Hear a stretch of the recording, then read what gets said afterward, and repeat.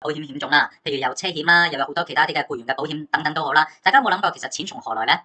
點解嗰啲保險公司嘅時候嚟講啦，好多時我可能要不斷咁樣去賠償喎，其實靠個保費嘅收取究竟夠唔夠㗎？Hello，大家好，歡迎大家嚟到港巴 CFO 嘅頻道，我係港巴。今次港巴將會同大家一齊去睇下卷二入面嘅第二章嘅第二個嘅部分內容。咁正如上一章嘅內文都曾經同大家講過啦，咁今次我哋會同大家講一啲關於 quotation 嘅內容啦，賺保單啊、保險單嘅內容嘅。同一時間亦都會再引出咗一啲嘅業界一啲唔同嘅機構啦，就會簡單講到啦一啲牽涉到保險嘅徵費上面嘅問題咯噃。咁所以嚟講，大家睇影片嘅時候咧，不妨都留意一啲額外嘅資訊啦。而如果大家覺得港巴嘅影片幫得到手，緊記呼籲身邊嘅朋友一齊去成為港巴嘅會員頻道，成為當中嘅一份子啦。如果大家對於模擬試題有進一步嘅查詢，亦都可以利用翻影片下方嘅 email 啦，去直接聯絡翻港巴嘅。好啦，依家事不宜遲，我哋即刻去睇下今次嘅影片內容啦。好啦，咁呢度亦都係不厭其煩，咁再去提一提翻大家啦。第二章核保同埋保單嘅用詞佔嘅比重咧，係佔住卷二入面啦第二重嘅。咁所以大家溫書嘅時候啦，咁其實大家睇過上一 part 嘅影片嘅時候咧，都會知道有一啲關於核保嘅過程當中，譬如乜嘢叫做核保咧，當中牽涉到風險嘅估定啊，乜嘢叫做危險啊、實質啊、道德危險嘅時候嚟講咧，都會知道其實係牽涉緊呢啲比較上係一啲 admin 嘅程序嚟噶。咁但係如果比起第一章嘅時候咧，相信個難度已經係大大降低咗噶啦。只不過大家會拍埋第一、第二章嘅時候都會發覺比較背嘅嘢啦，係比較凌亂啊，或者係碎審嘅時候比較多啊，所以大家緊記住喺溫書嘅過程當中，善用港巴嘅影片，特別係留意紅色字眼嘅地方，係啦，呢啲通常都係港巴覺得比較上係出得多嘅一啲嘅地方啦，所以溫書啦放多少少嘅時間喺呢個地方嗰度啦。當然唔少得嘅就係配合埋做一啲嘅模擬試題啦，咁大家更加可以操練得到自己嗰啲嘅記憶啊，又或者係知識啊，係咪apply得到翻出嚟咯？嗱，咁今次嘅影片入面啦，我就會同大家開始進入呢個核保嘅程序入面啦。當然嚟講啦，核保嘅程序入面嘅時候，大家陣間第一樣嘢會睇到就係 quotation 啦。咁同埋頭先都會講到有一啲嘅賺保單啊、保險單啊嗰啲嘅分別啦，都會喺呢一 part 嗰度同大家去分享下嘅。好啦，咁依家我哋正式去開始去睇下啦。第一個報價，即係我哋俗稱嘅 quotation 啦。咁我相信喺香港嘅時候，大家對於呢一個嘅字眼咧，應該唔太陌生噶啦。quotation 去 quote 一個嘅價錢翻嚟，通常嚟講咧，可以係書面或者係口頭嘅形式都可以啦。即係話我作為個客係啦，或者個代理人幫個客嘅時候，同保險公司如果佢咁嘅情況，個價錢會係幾多啊？都係 quote 一個嘅價嘅啫。嗱，咁記住，但係 quote 價嚟講咧，通常都係啦，只涉及係設想中嘅保費啊。你講啲乜嘢內容嘅時候，我咪簡單去報俾個客戶咯。係啦，但係當中嘅時候咧，咁係唔係話我報咗個價，我唔需要認頭嘅咧？緊記住，唔係。嗱，第三點，作為報價喺法律上面相當可能理解為保險公司發出一個正式嘅邀約㗎。喂，大家突然之間可能會諗一個嘅問題喎。咁保險公司咁其實都好似幾慘咁樣喎。你走嚟求其同我報個價，我報完個價，我可能要為佢負責㗎喎。唔使緊張。通常講翻咁多年都會話翻俾啲唔同嘅人士去知道啦。其實保險公司當然明白呢一樣嘢啦。咁所以通常保險公司啦，如果保險公司或者保險啦不願被報價嘅約束，咁佢通常都會你有張良計，我有個長梯嘅啫，即係話都會適當地表示嘅，呢個嘅報價只作參考用途，或者僅作報價用途，並非作出一個正式嘅邀約嚟㗎。OK 嗱，所以對於一啲個人嘅保險嚟講啊，呢啲都可能係一啲嘅價格嘅查詢咁樣去理解啦。至於跟住落嚟咧，就係當報完價之後，當然下一樣嘢可能就會牽涉到 application form 啦、投保書啦。咦，講翻唔係之前喺第一個部分都曾經講過投保書呢一樣嘢嘅咩？咁嗰陣時我哋只不過簡單講咗啲嘅名啫。咁但係呢度我哋再了解下投保書一啲嘅意義㗎咯喎。嗱，緊記住，投保書好多時都係核保資料嘅唯一來源啊嚇，即係話其實保險公司最終批唔批張單，好大程度都係建基於客戶你俾啲乜嘢嘅資訊俾我咯。因為我哋相信最高誠信呢一樣嘢啊嘛。但係同一時間，客戶俾嘅資料喺投保書上面嚟講咧，好多時都會形成咗接住一啲查詢嘅觸發點啊。簡單啲嚟講就係，既然保險公司嚟批張單咁緊要，咁保險公司喺批張單嘅過程當中咧，一定會問到好仔細嘅。客戶喺個投保書答嘅問題，可能會牽涉到保險公司進一步嘅查詢。咁講翻舉個簡單嘅例子，就係話，如果用翻大家以往經歷過卷一、卷三嘅人壽保險嘅世界啊，個客戶可能話佢有一啲嘅病歷，咁保險公司一見到會問咩啊？咪就係咁你以往嘅病歷係啲乜嘢啊？乜嘢病啊？係啦，究竟醫翻好未啊？等等呢啲嘅問題咯。所以我哋話就係投保書上面嚟講咧，可能就會牽涉到其他查詢嘅觸發點嚟啦。第三點。合約嘅基礎嗱，投保書好多時亦都係合約嘅一個基礎嘅內容啦，因為好多時就係之前講啦，投保書保險公司就係睇下投保書上面嘅資料嘅時候啦，決定究竟係咪批一張單啊嘛，同埋投保書都係啲嘅永久性文件冇乜特別啦，同埋而且任何嘅專家報告同埋投保書啦，好多時都會成為咗當中呢啲嘅合約嘅一個嘅部分內容嚟㗎。有投保書之後，下一個再落去嘅文件係咩啊？就係賺保單咯喎。嗱，賺保單個名都話咗俾你知係暫時嘅保單啫嘛。咁所以我哋都會話，通常都係用喺車險嗰個世界啦，係保險嘅暫時嘅憑證嚟嘅。因為好多時大家知道車險要買乜嘢啊？第三者保險啦。咁但係咁你都要證明翻俾人睇，你有買到噶嘛？可能就要透過一啲相關嘅文件啦。嗱，喺賺保單嘅世界入面，可能有啲嘅非條件性，又或者啲嘅暫時性，大家需要留意噶。如果非條件性嘅嗰啲嘅賺保單嚟講啦，可能係啲嘅無條件嘅保障啊，但係設有取消嘅條文啦。即係乜嘢意思咧？講翻我買咗呢一啲嘅保險嘅時候，保險公司出咗個暫保單俾我，係啦，冇其他額外嘅條款需要遵守啦。咁但係出咗正式右手邊嘅保險單之後啦，呢張暫保單咧就會係冇咗佢嘅效力㗎啦。所以另一樣嘢就係個暫時性啦。有陣時就係話保險公司會 set 咗呢張嘅暫保單，可能就係得未來呢一段嘅時間係有效嘅啫，最終都係會俾保險單啦，即係保單所取替㗎。今朝右手邊嘅保險單，好直接嚟講啦，就係一個有形嘅證據啦。OK， 只不過佢度有好型嘅保險合約嘅有形嘅證據，好似好複雜啊嚇。只不過你就當係一張白紙黑字嘅證明啦。大部分嘅一般保險都係簡單嘅合約啦，喺技術層面上面唔需要書面嘅表達。嗱，緊記呢個又係可圈可點嘅字眼啦。技術上面係唔需要一個書面嘅表達，不過保險公司往往都係會用書面嘅表達。咁保險單更加係一個合約嘅證據啦，同埋好多時一份保險單入面咧都會收納咗好多其他嘅文件喺度，構成咗整體合約嘅一個部分嚟嘅，同埋當然都會取代其他暫時嘅保單啦。咁而再跟住落去咧，又會同大家介紹一樣嘢喎，就叫做保險嘅憑證啦。嗱，呢一度大家緊記住個 keyword 就係乜嘢咧？佢好多時都係一個總保險單入面啦，作為一個保障嘅範圍嘅摘要去發出啊。嗱，咁大家會記得，如果大家喺第一章曾經學過咧，譬如火險嘅世界入面，好多時嚟講咧，特別可能啲大屋苑啦，通常都出咗一啲嘅總保險單，即係啲嘅 master policy 嘅咋。OK，咁但係如果我淨係得張 master policy 嘅時候，我點樣可以睇到一啲基本嘅內容咧？咁我哋就透過一個保險嘅憑證啦。嗱，咁保險憑證我哋就會話，佢有少少嘅特點嘅，強制保險嘅證明，可能出現一啲嘅汽車啦，或者一啲嘅遊艇保險等等啦。咁同埋佢都有一啲嘅獨立於保單以外嘅存在啊嚇。因為保險憑證咧，你可以當佢一份獨立嘅或者係永久嘅文件咁樣去考慮都得嘅。至於內容同埋格式嘅時候咧，佢對於暫保單，即係頭先大家啱啱學過嗰個內容上面咧，佢嘅表達可能會有少少唔一樣嘅噃。係啦，而且點解會出現保險嘅憑證咧？我哋往往都會話好多時係法律嘅要求嘅。咁因為如果真係冇咗呢一個嘅保險憑證嘅時候咧，因為佢出現一啲強制保險嘅層面啊嘛，如果真係冇咗呢啲嘅保險憑證的話咧，有可能就會令到當事人嚟講咧，可能滿足唔到相關嘅法律要求啦。嗱，咁我哋會話喺批單嘅過程當中，咁保險公司點樣決定收幾多個保費啊？之前大家曾經學過啦，咪就係保險公司會睇下個風險啦。客戶嘅風險情況啦，會從個風險做一個嘅分類嘅，同埋當然亦都會做一啲嘅風險嘅差別對待啦。可能即係話啲靚嘅風險，即係冇咁高嘅風險嘅時候咧，就收比較平啲嘅保費啦。壞啲嘅風險嘅，好自然個保費咪會比較高啲咯。會做一啲風險嘅差別對待嘅。好啦，當然仲有其他嘅方法，一啲唔同嘅基準，譬如個客買嘅保額大啲，咁個保費通常咪高啲咯。或者個客戶每年嘅銷售額啊，或者個工資嘅支出啊，咁呢個大家就可以睇翻第一章講包嘅課文解讀嘅時候咧，大家就會知道噶啦。有一啲嘅行業可能我呢一刻我未知道我嘅一啲嘅營業額嘅喎，亦都可能會牽涉到一啲嘅臨時嘅保費，然後全年之後有一個最終嘅調整，都可以係其中一啲嘅方法嚟噶。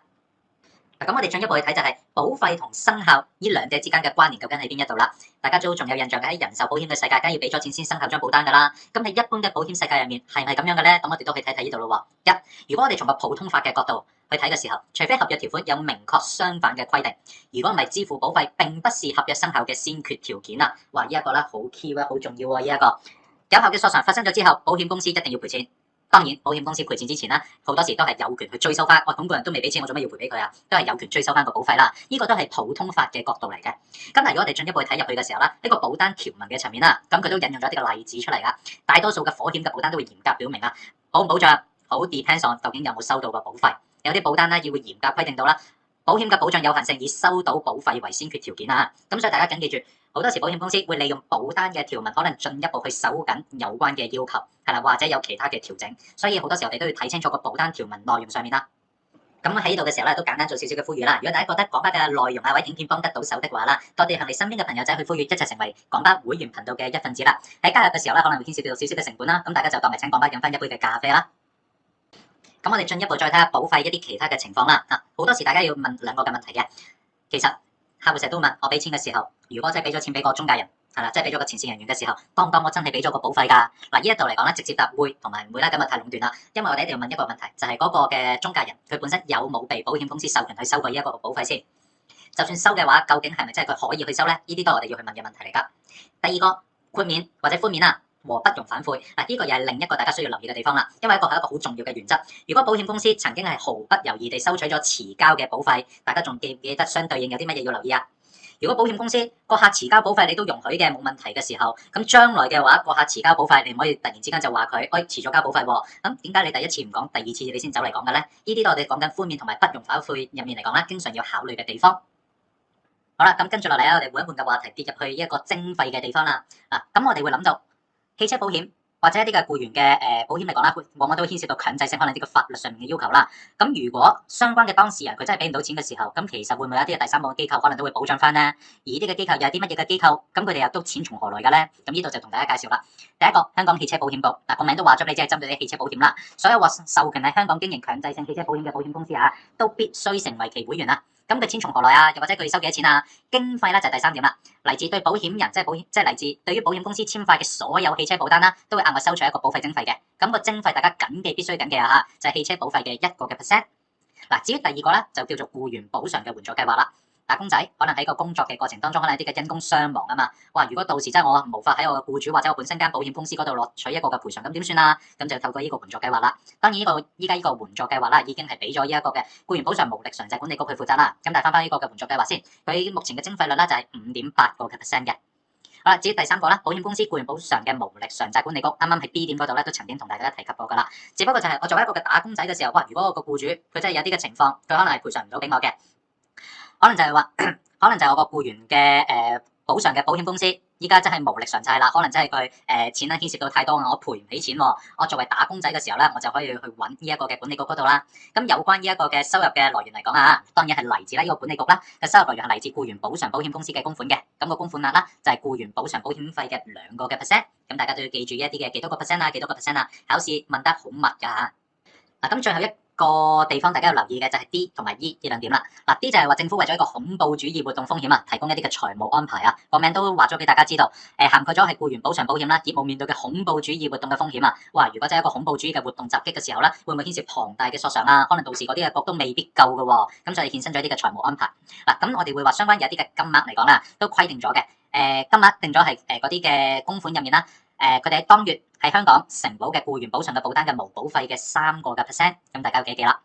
至於最後一個嚟講咧，就係都成日大家可能喺考試入面見得到嘅，就係保險業監管局收取嘅保費徵費啦。如果大家將來牽涉到保險嘅銷售嘅時候咧，都會間唔中見得到呢啲相關嘅內容啦嚇。因為你個客可能都會問起噶嘛，係啦，咁所以你都留意翻啦。原來由2018年嘅1月1日開始啦，保監局就會透過保險公司向保單持有人收取保費徵費。唔知大家有冇留意到呢啲相關嘅內容咧？有啲嘅保險公司可能呢啲嘅資訊內容咧，都有可能會出現喺個計劃書入面㗎。咁所以我就係話，點解有啲人嚟講咧，間唔中都會睇得到啲相關資訊咧？就係佢哋慢慢去攆個計劃書，一見到就會去問起你㗎啦。咁至於當中牽涉到個保費徵費係幾多咧？最初嘅階段嘅時候咧，就係每個保單年度保費嘅0.04%啦。咁然後慢慢調整去到2021年嘅4月份啦，即係最後嘅階段嘅時候啦，個起點啊，第4階段亦都係最後階段嘅起點啦，就去到0.1%啦。咁呢一啲都係你話對於個客戶嚟講都係一個額外嘅保障啦，就係有翻個監管局係啦，其實去睇住成個市場嘅健康發展。咁呢啲監管局當然亦都有一啲嘅費用嘅一啲嘅收入嘅來源啦，就嚟自呢一啲嘅地方啦。Hello 各位會員好，歡迎大家嚟到講巴 CFO 嘅頻道，我係講巴。今次講巴將會同大家一齊去睇下卷2嘅第1章嘅第4部分嘅內容啦。咁今次個嘅影片入面啦，將會同大家一齊去睇下乜嘢叫做醫療保險啦，同埋我哋喺上一段嘅影片都會講到有部分嘅一般保險啦，我哋會叫做係一籃子嘅保單嚟嘅喎。咁乜嘢係一籃子嘅保單咧？同平時我哋所講嘅一籃子嘅股票或者基金係咪一樣嘅嘢啊？同一時間亦都會同大家講下另一種類嘅一啲嘅一般保險，我哋會叫做組合式嘅保單。咁呢啲嘅內容究竟係咩咧？將會喺今次嘅影片入面慢慢同大家去講解㗎。如果大家覺得講巴嘅影片幫得到手的話啦，緊記向翻你身邊嘅朋友仔啦，又或者你這個區域嘅其他同事啦，推介翻講巴嘅頻道啦。咁最緊要嘅就係去訂閱翻講巴嘅頻道內容啦。如果大家對於模擬試題有任何嘅查詢嘅時候啦，最緊要亦都可以利用翻影片下方嘅一個電郵去直接聯絡落翻講巴啦。好啦，而家事不宜遲，我哋即刻去睇下今次嘅影片。咁啊，再次溫馨提示啦，咁緊記第1章咧，佢考嘅內容咧係考得比較多嘅，佔住個比重咧有46%，佔住嘅題數有23題啊。記住卷2考嘅題數嚟講咧係考50題嘅啫。咁喺50題入面，佢已經佔咗23題，咁大家可想而知佢會影響住你嘅考試合格與唔合格個比重咧，究竟有幾高咯？所以大家緊記溫書啦，放多啲嘅心機同埋時間喺第1章上面啦。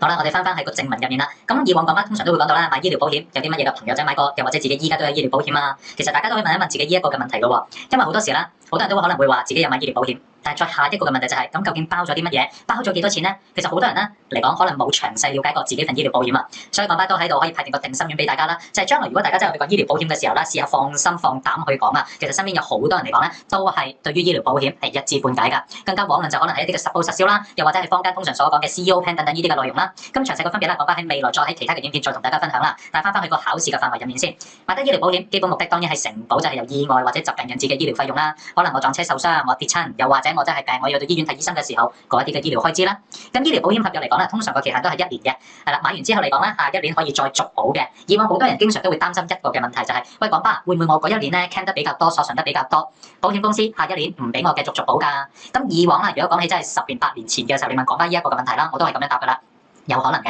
係啦。咁如果真係 claim 得多嘅時候，保險公司可能會諗下，你會唔會係個風險比較高啲咯？咁但係嚟到今時今日嘅香港嘅時候咧，講巴都可以話俾大家知，絕大可能係乜嘢咧？只要你肯俾錢，保險公司都係想做呢單生意嘅時候，咁其實都自然係會俾續保嘅。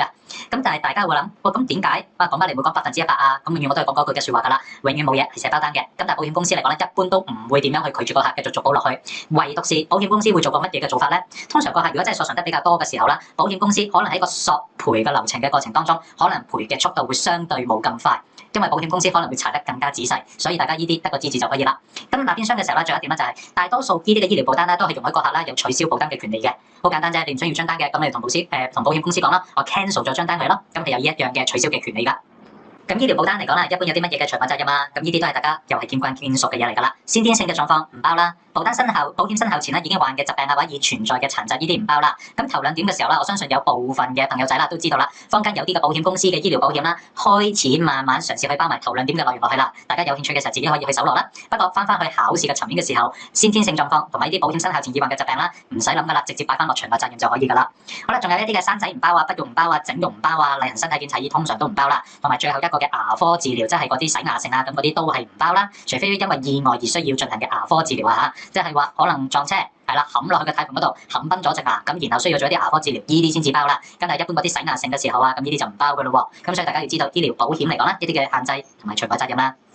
咁醫療保險嚟講啦，依家有啲乜嘢其他嘅特點咧？正如喺上一段嘅影片講翻都講過啦，有啲嘅私人嘅一啲嘅公司啦，慢慢地都會將呢一啲醫療保險啦加埋啲團體保單入邊，即係話作為一個額外嘅福利係提供俾啲嘅僱員嘅。當然坊間亦都有啲嘅產品啦，慢慢將啲嘅家庭嘅成員，即係啲嘅直系親屬嘅關係嘅家庭成員啦，係會放埋喺啲醫療保單入邊。舉個例子，講巴自己買咗呢一啲產品嘅醫療保險嘅時候，有可能係包埋我嘅屋企人嘅噃。咁呢啲大家有興趣，亦都喺坊間嗰度自己去搜羅下啦。好啦，咁另外有啲乜嘢嘅變化嘅形式咧？好簡單就係話頭先所講有啲嘅限制啊嘛，咩唔包生仔啊，咩唔包嗰啲普通嘅牙科檢查等等啊嘛。咁但係都係世事無絕對嘅，就係話有一啲保險公司咧，亦都用啲額外嘅形式啦，即係可能你肯額外俾錢嘅，咪作為一啲 extra 嘅 benefit，咁然後去俾個客去保障埋佢咯，都有呢一啲嘅。咁視乎間保險公司有冇 offer 出嚟嘅啫。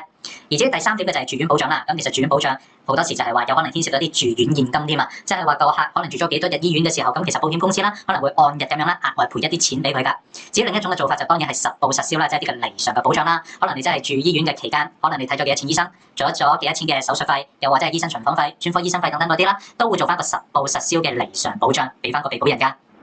咁講起醫療保險嘅時候，唔少得要提嘅就當然係自願醫保嘅計劃啦。嗱，咁所以大家要留意嘅係乜嘢咧？其實自願醫保嘅計劃究竟係由邊一年開始全面去推行啊？咁答案就當然係2019年嘅4月1號啦。咁所以大家去揀課選擇題嘅時候啦，就唔好揀錯啦。第二樣嘢佢好中意考嘅就究竟由邊一個嘅機構咧係所推出嘅咧？係啦，始終都係啦，要認投翻噶嘛。答案就係政府嘅食物及衛生局啦，去推出嘅一個嘅政策措施。嗱，當然第三樣嘢就係話，其實呢一個個名都話咗俾你知啊，自願醫保嘅計劃。所以其實保險公司啦同埋一啲嘅市民即係消費者啦嘅參與咧都係自願性質，唔係強迫性嘅。咁但係當然背後陣間大家都會知有多少少嘅內容啦，你會知道就係其實推出嘅目的同埋點解好多時啦，好多保險公司啦攞嚟做一啲嘅宣傳嘅口號咧，成日都話扣稅扣稅，其實係啲乜嘢嚟嘅咧？其實係咪簡單講咗㗎？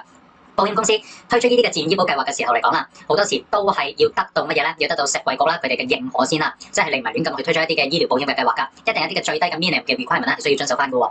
嗰時間，如果納稅人嚟講啦，喺2019年4月1號之後啦，如果真係買咗呢類型嘅自願醫保嘅計劃啦，咁其實亦都可以得到一啲嘅稅務扣減嘅，譬如係薪俸稅啊，又或者係嗰啲嘅個人入息稅啊，咁嗰度啦可以去扣。每年最高嚟講啦，扣嘅係幾多咧？每名受保人就係8000蚊啦，可以攞嚟做一個嘅扣減呢一個嘅稅務㗎。咁但係當然啦，咁但係點解要推出？咁大家都會明白得到㗎啦。其實就係香港嘅公營醫療系統啦，咁就當然係逼爆啦，係咪？好多時我哋去到公營醫療嘅系統、公立醫院嘅時候，大家都知道要等幾耐嘅時間㗎啦。所以其實推出呢個自願醫保嘅計劃，顧名思義就係希望俾一啲嘅保險公司由政府牽頭啦，希望保險公司就係推出一啲最低或者係一啲嘅保費相對較低廉嘅一啲嘅醫療保險嘅計劃啦，俾翻一啲嘅市民啦去投保嘅，從而買得醫療保險計劃就當然係希望 shift 佢哋過去私家醫院嗰度啦。咁所以其實保險公司嚟講啦，佢哋都會有2隻嘅醫療保險計劃㗎。好啦，通常都係有一個最基本嘅標準嘅計劃啦。第二就會亦都有一個叫做靈活嘅計劃啦。嗱，咁呢兩個嘅計劃啦，咁大家你自己都需要去知道多少少喎，因為你同我都係一個嘅消費者嚟㗎嘛。嗱，記住標準計劃就係頭先講巴所講到啦，最少個醫療保個自願醫保計劃都要符合食衞局嘅最 minimum 嘅入場，即係可能要包啲乜，同埋個保費唔可以太高，一定係一啲相對較低廉嘅產品嚟㗎啦。符合最低嘅要求嗰啲咧叫做標準計劃。咁但係保險公司當然啦，亦都係啦，喂，咁我都要揾生意㗎嘛，同埋個客戶可能再想要多少少㗎嘛，咁所以其實亦都會有另一個叫做靈活嘅計劃啦，就係保險公司可以 on top 喺個基本計劃以上啦，再加一啲嘅額外保障俾啲消費者，即係俾啲市民。咁最後就係乜嘢咧？最低嗰點嘅時候，咁其實有關嗰啲嘅監管機構咧，都係會顧及保險公司嘅，係啦，特別係一啲嘅長期保險嘅保障啦，例如人壽保險啊嗰啲嘅牌照要求啦，都容許個別一啲嘅保險公司啦，再可以再加入一個部分叫做其他嘅保障，加入成為一個自願醫保計劃嘅其中一個嘅部分。咁所以過去呢幾年嘅時候咧，我諗大家你慢慢喺市場上面都應該會發覺，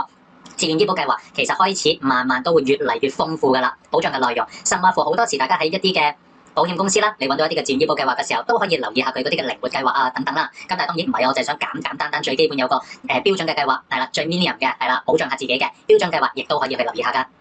咁同一時間啦，咁廣巴都希望藉住呢度啦，咁根據翻個課文啦，介紹多一條嘅指引俾大家，就叫做醫療保險嘅業務指引。咁其實佢係拎翻去指引31嘅，係啦，即係個 guidance letter 嗰邊啦。嗱，咁其實入面咧就係最主要講一啲嘅監管機構啦，佢哋都參考咗好多唔同嘅意見啦，甚至乎一啲叫做保險嘅核心原則啦。咁但係當然我哋唔需要特別去話，哇咩叫保險核心原則？係啦，佢嘅原意係啲乜嘢？唔需要了解到咁深入住。咁但係大家需要去記嘅就係話，保險核心嘅原則啦，通常係由邊一個去演繹，邊個去攞去做實際應用嘅咧？嗰個叫做國際保險監督員協會啊。咁大家要記呢一個嘅名啦。咁其實呢一個嘅原則嘅內容嚟講啦，咁其實最主要都係講翻循例老土嗰幾句説話，就係話要顧及翻客戶嘅利益，要將客戶嘅未能切入客戶利益同埋需要嘅銷售嘅風險啊減到最低啊。總之就係整可能一啲嘅產品嘅時候，要顧及晒所有客戶嘅利益、客戶至上等等啦，同埋要保障客戶嘅資料啊、私隱問題等等啦。咁但係呢一度嘅時候，大家要留意多一樣嘢啦，就係話嗱，如果你睇翻課文嘅內容啦，當然佢就話設計產品仲應該要點樣，即係總之一句講到尾都係以客戶嘅利益為先㗎啦。咁但係我特別註明嘅喺右下角係乜嘢咧？緊記住呢一個係一個指引，呢一個嘅指引咧並不具有法律效力啊。嗱，緊記住指引同法例係兩樣嘢嚟㗎。咁但係廣巴好多時都會咁樣去講一樣嘢，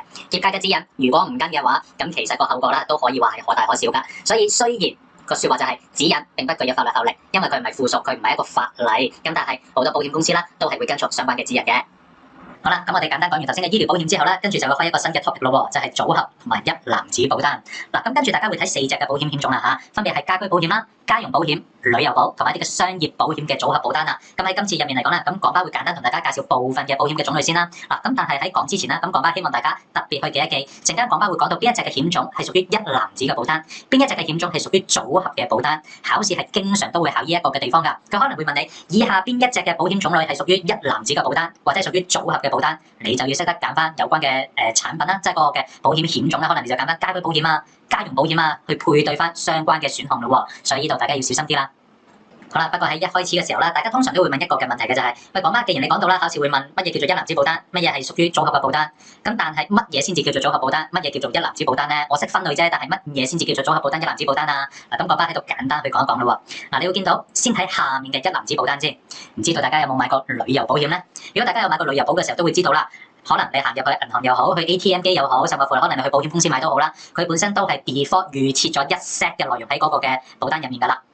咁即係話嗰個保障範圍啊、保額啊係預先設定咗個限制喺入面嘅，係啦，視乎你自己可能係買乜嘢唔同嘅地區去幾多日，所以有所唔同嘅啫。但係嗰啲嘅保障範圍啊、保額等等嗰啲啦，全部都係既定咗㗎啦，你冇得點樣特別去轉㗎喎。至於組合嘅保單倒翻轉就係話，好簡單，廣巴特別用一個 puzzle 嘅形式啦，叫做呈現俾大家，即係話你要啲乜嘢，你同保險公司去傾。可能你要某啲嘅保障，你就再拍落去你張保單；你唔要邊啲保障咧，就掹走佢，係啦，好似砌 puzzle 咁樣嘅啫。你越要得多，可能個保費咪越高咯，係啦，但係個保障咪越多咯，視乎你砌幾多個 puzzle 落去你個保單嗰度咯喎。所以大家要知道乜嘢叫做組合保單，乜嘢叫做一籃子保單啦。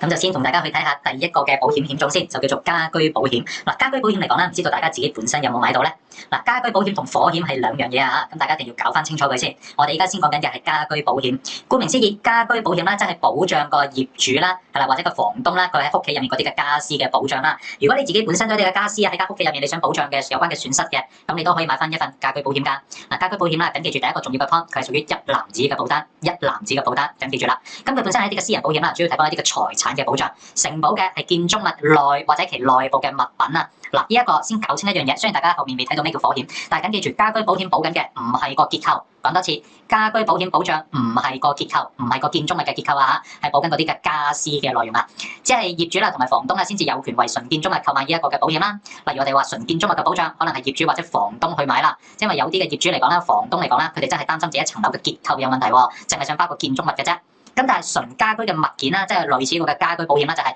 業主買又得，房東買又得，租客買亦都冇問題。其實好簡單去諗，就係邊個住喺層樓，又或者邊個係差唔多可以話係入面嗰啲嘅家私嘅擁有人嘅時候，其實大家都有可能噶嘛。咁所以大家有可能都淨係想去保呢一個嘅家居物件咯。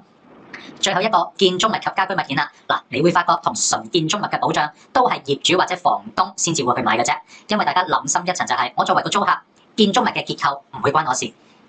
有咩事都係追翻個業主啦，咁作為個租客嚟啫嘛，關我咩事咧？所以我哋話建築物及家居物件嘅保障，因為都牽涉到建築物啦，所以其實你會見得到後面嘅對照嘅單位啦，係冇租客噶，都係業主或者係房東嘅啫。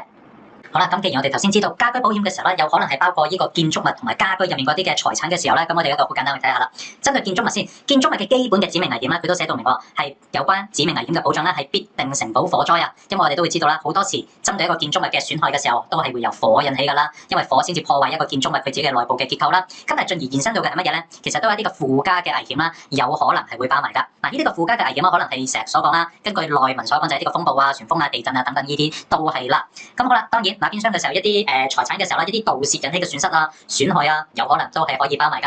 嗱，而只係財產嘅方面嚟講啦，屬於被保人又或者其永久同住嘅家庭成員嘅物件啦，都有可能係會得到保障嘅。嗱，咁但係留意下面個括弧嗰句嘅説話咯喎，大家經常都會問到，咁屋企個工人姐姐嘅財產包唔包啊？嗱，家庭成員嘅財產我知道包啊。好啦，咁但係個工人姐姐嘅實際要留意翻啦。如果有關工人姐姐嘅財產冇受到其他保單嘅保障嘅時候，咁喺呢個嘅情況底下就會包埋嘅。嗱，咁其實唔係太難理解呢件嘅事情，大家會問乜嘢意思啊？乜嘢叫做工人姐姐嘅財產可能冇受到其他保單嘅保障咧？嗱，佢講緊嘅就係話，緊記住，一般保險係屬於離償嘅保單，嗰份保單賠咗，依份保單就唔賠。咁如果一講咗呢兩句説話，大家係咪第一時間一理通百理明咧？即係話，如果我個工人姐姐嗰啲嘅財產冇受到其他保單嘅保障嘅時候，咁佢咪可以撥埋喺我個家居嘅保險嘅保單入面嚟講咧，可以包得埋咯。當然視乎嗰份保單入面本身有冇給付啦，如果有嘅時候，咪會保埋個工人姐姐咯。但係如果個工人姐姐嘅財產本身有其他保單嘅保障嘅時候啦，咁個賠償就由其他保單嗰邊去賠，就唔由我自己呢一張嘅保單啦去賠償㗎啦。咁所以大家都可以留意翻呢一個嘅地方啦。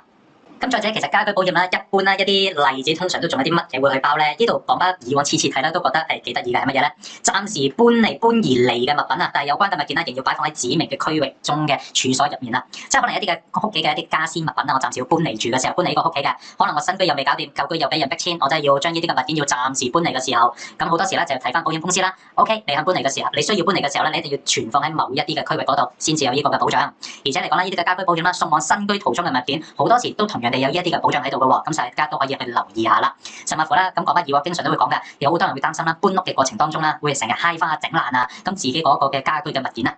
咁所以啦，坊間都有一啲嘅保險嘅險種幾得意㗎，係專針對搬運過程嘅喎，咁所以大家都可以去留意。好啦，仲有其他一啲嘅財產嘅保障啦。如果真係話被盜竊啊，需要換鎖頭啊，雪櫃故障而需重置變質嘅冷藏食物啊等等呢啲啦嘅損失啦，都可以受到保障㗎。咁但係大家通常都會問講吧，咁點證明啊？係啦，因為如果個雪櫃故障，我話入面有啲龍蝦刺身喺度嘅時候，有啲鮑魚喺度嘅時候，點證明啊？講吧都係嗰個嘅問題啦。實務等將來大家真係遇上嘅時候，先至慢慢去處理啦。考試係唔會咁樣考㗎，考試淨係會問你家居保險啦，佢都會問翻你紅色字眼嘅地方啦。譬如一般家居保險嘅保障範圍包啲乜啊？佢就會俾幾個例子，譬如可能暫時搬嚟嘅物品啦，又或者係送往新居途中嘅物件啦，甚至乎下面嗰啲啊，咩受損害嘅建築物恢復原狀所需嘅建築師啊、測量師費用啊，又或者係以上皆是啊等等，咁樣去考大家嘅啫。所以大家謹記唔好將整件事諗到太複雜，對考試係冇幫助㗎。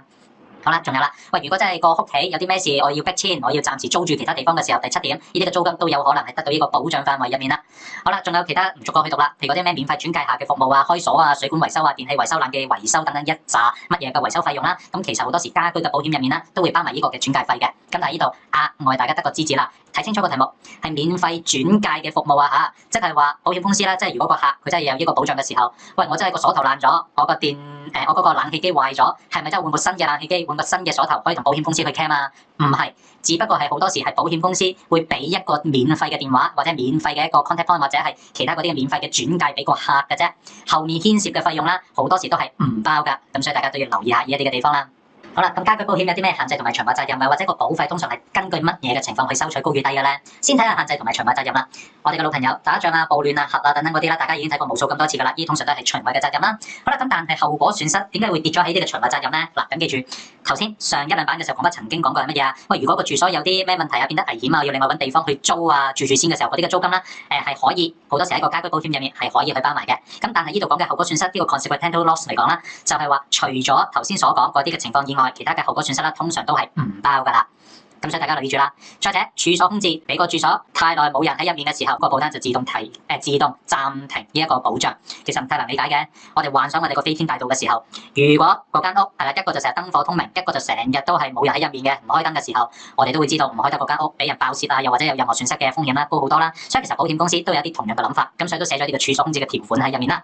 但係大家會問，點解係60日，唔係70日，唔係80日，唔係90日啦？咁呢個冇得解㗎啦，通常都係保險公司一啲嘅大數法則，然後自己去諗出嚟，去計出嚟㗎啦。仲有啲嘅自付額啊，又或者如果有比例分攤不足額嘅情況底下啦，咁都係唔包啦。好啦，咁至於另一邊廂嘅時候，咁個保費其實會根據啲乜嘢去收取嘅咧？點樣決定高與低嘅咧？好直接去諗，既然個家居保險係保緊家居嘅財物，咁咪好視乎究竟有幾多嘅財物，個價值係幾多啦。原來我個家居物件嘅時候入面啦，有幅古董名畫嘅，你同我都會明白，咁呢一份嘅家居保險個費用肯定會高好多啦。再者，睇清楚考試經常考嘅地方啦，就係第二點，個保費嚟講啦，佢會根據建築面積嚟計算啦。睇清楚係建築面積，並不是實用面積去做計算喎。所以大家喺溫書嘅時候或者考試嘅時候啦，自己揀翻係呢個建築面積去計算呢一個嘅保費啦。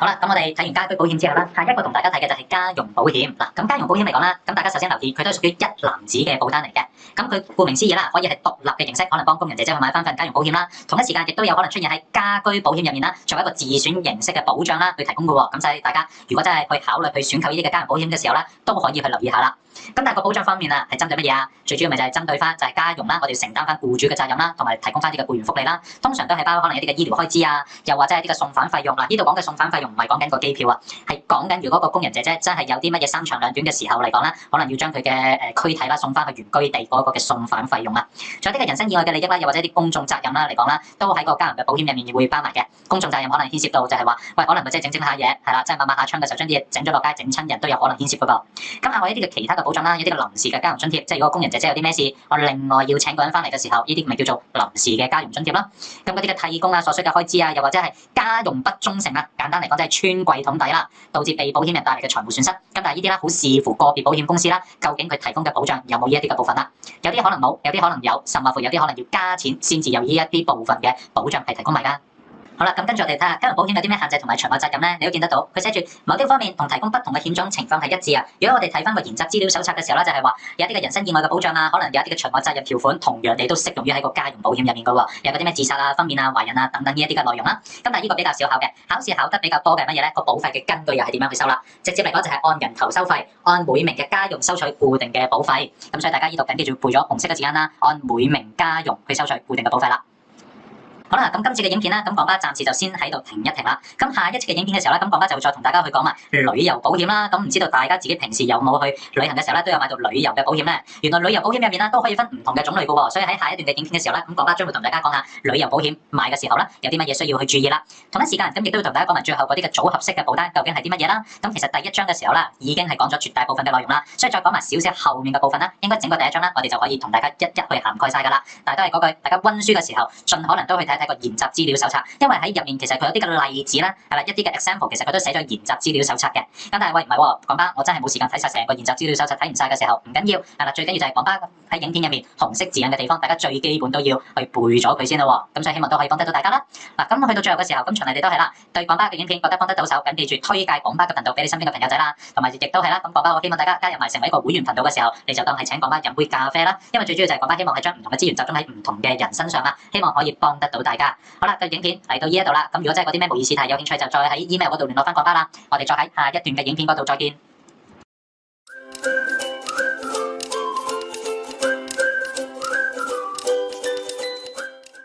Hello， 咁多位會員大家好，歡迎大家嚟到講巴 CFO 嘅頻道，我係講巴。今次講巴將會同大家一齊去睇埋卷二入面嘅第二章嘅第三個嘅部分。嗱，咁當大家溫埋呢個第三個部分嘅時候咧，如無意外你嘅第一章同埋第二章啦嘅所有內容啦，咁大家應該已經 cover 90%嘅以上噶啦。所以大家喺溫書嘅時候咧，一定要投放最多嘅時間喺第一同埋第二章入面喎。咁大家綜合晒呢兩章嘅時候咧，相信對於大家嘅考試嘅合格嘅機會咧，一定係會大大提升噶。如果大家覺得講巴嘅影片可以幫得到手的話啦，咁請向你身邊嘅朋友多多去推介講巴嘅頻道啦。最後就當然係成為講巴會員頻道嘅一份子啦。講巴未來將會有更加多唔同嘅一啲嘅精彩影片啦，將會上載去一啲嘅會員頻道上面噶。好啦，依家事不宜遲啦，我哋即刻去睇下今次嘅影片。嗱，既然頭先講翻都講到投放最多嘅時間第一同埋第二章啦，咁大家喺度咧亦都再一次去望翻啦。第一同埋第二章入面咧夾埋嘅題數啦係有成40題㗎。咁記住卷二入面咧淨係考50題嘅啫。如果呢50題入面你已經啱咗成40題的話，咁即係其實個考試你已經係合格咗㗎啦。不過講翻通常都會話啦，咁我哋都打翻個折頭上去啦，可能再係第一、第二章呢40題入面嘅時候咧，大家就當自己可能啱大約80成左右啦。咁8、4就32，可能已經攞緊30零題喺手㗎啦噃。咁就住整個嘅考試，你再喺第3、第4章咧再執多少少嘅題目啦，啱埋佢的話啦，咁其實成個卷二咧你已經係合格咗㗎啦。所以大家緊記住呢啲嘅考試嘅比例啦，同埋題數上面咧嘅分配啦。咁之前喺第二章嘅時候咧，大家都會知道有第一同埋第二個嘅部分啦。咁其實我哋已經涵蓋咗圖報書啦、重要事實嘅啦，即係究竟乜嘢係 application form 咧？有啲乜嘢基本嘅理念我哋需要遵守住咧？同埋我哋究竟乜嘢叫做重要事實啦？有啲乜嘢要同保險公司講？有啲乜嘢係唔需要咧？喺一般保險嘅世界入面。至於第二個嘅部分嘅時候，我哋都涵蓋到啲嘅核保嘅程序啦，乜嘢索償申報啊、索償發生啊等等啦，又或者核保嘅過程當中，其實保險公司會睇啲乜嘢嘅咧？呢個喺第二個部分都曾經同大家講過㗎啦。咁至於喺今次最後一個影片入面嘅時候啦，咁講翻都會同大家講下一啲保單嘅措辭啦、條件啦同埋條款上面啦，其實好多時保險公司有可能係會落咗一啲 conditional offer 上去嘅喎，即係話可能要個客遵守住某啲嘅特定嘅要求，可能先至會作出一啲嘅賠償啦，甚或乎嚟講咧，會影響張保單嘅有效性㗎。同埋最後一個嘅時候都同大家講埋續保同埋取消啦，有啲乜嘢要留意嘅。嗱，緊記住呢個2.4續保同埋取消啦，一般保險嘅世界同人壽保險嘅世界咧係有好大嘅唔同㗎，咁所以大家都要留意住啦。嗱，咁如果我哋再睇入少少，咁究竟有啲乜嘢細嘅項目我哋將會講到咧？特別係就住2.3啊。嗱，2.3嘅時候咧，陣間講翻將會同大家講到保單同埋保單承報表上面啦。咁其實個客通常會睇得到啲乜嘢嘅資訊喺上面啦？一啲嘅常見嘅保單嘅長額責任同埋條件啦，自付額、免賠額，我諗大家都會記得㗎啦。起賠額當然大家亦都會記得啦。咁但係大家仲記唔記得一樣嘢叫做時間性起賠額啊？起賠額仲可以再拆細分出去嘅喎。咁至於嘅保證條件同埋陳述啊，嗰啲通用啊、特定業界長額責任咧，喺陣間講翻先留一個嘅引子啦，陣間再同大家分享多少少啦。嗱，咁首先一開始嘅時候，先同大家睇下乜嘢叫做保單啦。嗱，有幾樣嘢我諗大家都需要去留意嘅。首先最基本啦，一份保險單，即係一份嘅 policy 嚟講咧，緊記住係一個保險合約嘅書面嘅證據啦，即係一個白紙黑字嘅證據嚟嘅。即係話好多時喺入面啦，甚至乎可能都會夾埋一啲嘅 proposal 啊，如果人壽保險會夾埋呢啲嘅計劃書喺入面添。好啦，第二樣嘢，香港嘅保單措辭係不受規管啦，保險公司啦係可以自由去設計啦或者推廣自己嘅產品嘅。大家特別留意住保單措辭不受規管呢一樣嘢咯噃。好啦，另外再者就係保單同埋保單承報表入面啦，同樣你都要記住淺白英語，用交方便。嗱，好多時保險公司喺整呢一啲嘅保單或者保單承報表嘅時候咧，通常盡可能都會用一啲嘅第一身啊，呢一啲嘅形式嘅，即係我啊、你啊等等呢一啲嘅形式啦，去表達個內容，盡可能令到個客咧更加容易去明白當中嘅內容嚟㗎。唔似一般商業世界啊嚇，一般商業世界可能就寫咩甲方啊、乙方啊等等啦，咁但係保險世界通常都用呢個淺白英語同埋用家方便㗎啦。好啦，至於另一樣嘢，承報表式嘅保單入面啦，通常有啲乜嘢嘅部分咧？嗱，咁大家可以輕輕去睇下下面，咁陣間都會每一個咧簡單同大家講係啲乜嘢嚟㗎。例如承報表式嘅保單入面咧，會有承報表啦，一啲嘅罪問條款即係一啲嘅引子啦，張單嘅履行條款啊，一啲常見嘅長額責任啊，保單嘅條件同埋最後簽名嘅時候代表住啲乜嘢咧？通常都會包咗呢幾個嘅部分㗎。咁但係當然大家啲唔需要逐個逐個去背晒嚇，咁講翻都係嗰句，盡可能就記咗紅色 highlight 咗俾大家嘅地方先。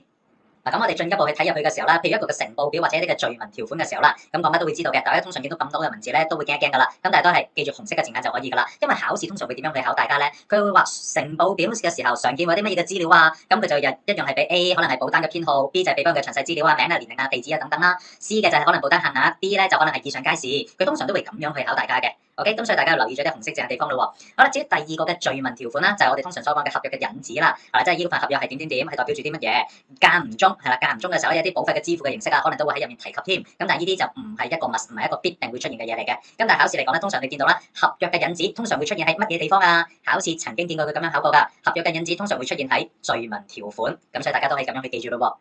咁至於履行條款咧，個名都講到明啦，履行啊嘛，咁佢就係其實佢想講呢張單係啲乜嘢嘅情況底下咧，先至會去履行喎，即係話究竟有冇啲乜嘢嘅承諾可能需要去遵守嘅咧？咁好多時嚟講咧，呢啲嘅履行條款咧，我哋一般都會話喺罪文條款之後嘅，咁所以大家要留意住啦，因為罪文條款頭先所講咧就係一啲嘅引子啊嘛，喺引子之後嚟講咧就會通常再跟住一個嘅履行條款㗎啦。咁通常喺履行條款入面嚟講咧都有啲嘅特點嘅，針對住可能一啲唔同嘅保險，可能一啲嘅好長或者好短嘅一啲嘅內文啦，例如玻璃保險你又根據翻個研習資料手冊啦，玻璃保險可能係好短嘅啫，咁但係如果一啲汽車保險就可能比較長咯喎，同埋都會寫到明某一啲嘅指明嘅危險啦，例如會唔會係某啲嘅受保嘅危險咧？係啦，例如會唔會嗰張單可能係屬於全險等等呢啲嘅內容咧？咁其實都會出現喺一個嘅履行條款入面嘅。咁再者，大家會睇得到喺右手邊嘅時候啦，就係一啲嘅通用嘅長額責任啦，即係究竟喺張單嘅時候喺啲乜嘢嘅情況底下係唔會賠錢啊？咁我哋通常都係話貫穿咗成張單㗎啦，大家都會知道。甚至乎我哋嗰啲嘅老朋友，大家都見過好多次㗎啦，又係嗰啲咩打仗啊、核啊風險啊等等嗰啲啦。不過緊記住喺水險小心呢個戰爭風險呢一樣嘢啊嚇。咁再者嘅就係一啲嘅保單嘅條件啦，有冇定到明大家之間雙方嘅權利同埋義務啊？咁通常都會好簡單去諗，就係會唔會係牽涉到錢？如果我肯俾錢。咁張單嚟講咧又受保咗，咁到時就作出賠償等等呢啲咧。咁再者嘅仲有一啲嘅，譬如叫做仲裁呢一個嘅字眼，大家見到喺第3點嘅時候啦 ，arbitration 嘅時候咧，一陣間後少少嘅內文啦，咁講翻都會同大家講乜嘢叫做仲裁嘅，呢個喺一般保險嘅世界入面咧，經常都會考下嚇，咁大家要留意啦。咁最後仲有少少嗰啲咩？究竟張單係咪屬於可調整保費啊？咁至於乜嘢叫做可調整嘅保費咧？咁大家可以參考翻卷2入面啦，第1章嘅內文啦。咁有一啲嘅生意行業可能一開始未知道即係全年嘅營業額嘅喎，可能先會俾咗一個臨時嘅保費，然後先至會再作出其他嘅調整嘅喎。等等呢啲種種嘅內容啦，都分別會出現喺呢個履行條款啦、通用循環責任同埋喺保單條件入面咧，都會列示晒出嚟嘅。咁但係呢啲嚟講，考試係咪成日考得咁多咧？又並不是，係啦。咁至少講翻見過嘅時候咧，呢啲係唔常考嘅內容嚟嘅。咁但係大家都輕輕知道有樣咁嘅嘢會出現喺呢個2.3.1B 啦，承保表息保單呢一啲嘅部分內容啦。